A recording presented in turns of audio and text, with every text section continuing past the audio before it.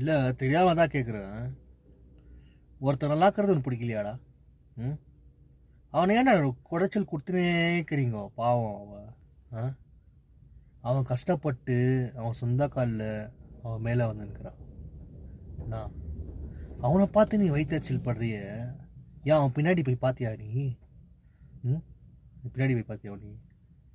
அவன் என்னென்ன வேலை பண்ணி அவன் கஷ்டப்பட்டு மேலே வந்து அதெல்லாம் அவனுக்கு தெரியுமா? அவன் பின்னாடி என்னென்ன கஷ்டப்பட்டுருக்கான்னு என்னடா தெரியும் அவனுக்கு?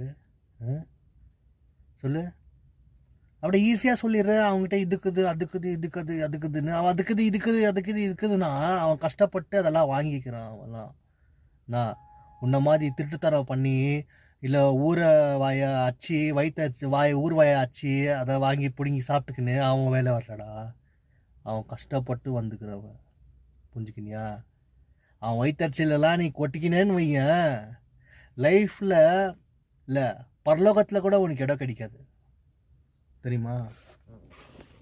ஏதோ ஒன்று பேசினிருந்தேன், சடனாக ஏதோ டிஸ்டர்பன்ஸ் இல்லை. சரி, சொல்ல வந்தது தான் வந்துட்டோட. அதான்டா சொல்கிறேன், உனக்கு என்ன வயிற்றுச்சல் சொல்லு. உனக்கு என்ன வயிற்றுச்சல்? அவன் கஷ்டப்படுறான், அவன் நல்லா இருக்கிறான். கஷ்டப்படாதான் நல்லா இருக்க முடியும். நீ அவனை பார்த்துட்டுப்பா அவனுக்கு எல்லாமே இருக்குதுப்பா, ஏன்னா அப்படி பேசுகிற? எல்லாமே இருக்குது. சொல்லு. ஒருத்தர் நான் கஷ்டப்படாதான் வேலை வர முடியும்.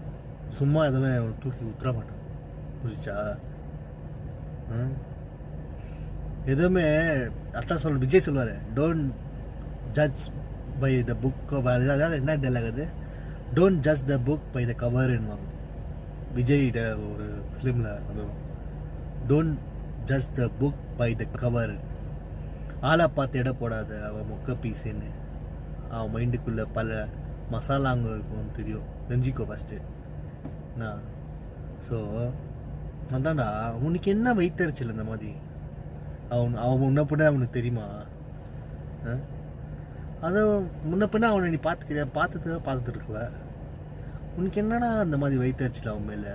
அவன் உனக்கு ஏதாவது பாவம் ஏதாவது பண்ணியிருக்கானா? உன்னோட எதாவது சாப்பிட்டுக்கிறானா? ஏன் அவனை சும்மா டிஸ்டர்ப் பண்ணினேக்கிற? இந்த மாதிரி இருந்தானாக்கா பரலோகத்தில் உனக்கு இடமே கிடையாது, நரகத்தில் கூட உனக்கு இடம் கிடைக்காது. அப்பனை யோசனை பண்ணிக்கோ, என்ன மாதிரி இடம் உனக்கு கிடைக்கும்னு. ஏன்னா நீ அவ்வளோ கர்ச்சிக்கிறன்னா அவ்வளோ நீ டிஸ்டர்ப் பண்ணுற. அவனை பற்றியே பேசின்னு அவனை பற்றியே இது பண்ணிட்டு ஏன்டா அப்படிங்கிறீங்க? டேய், கஷ்டப்படு.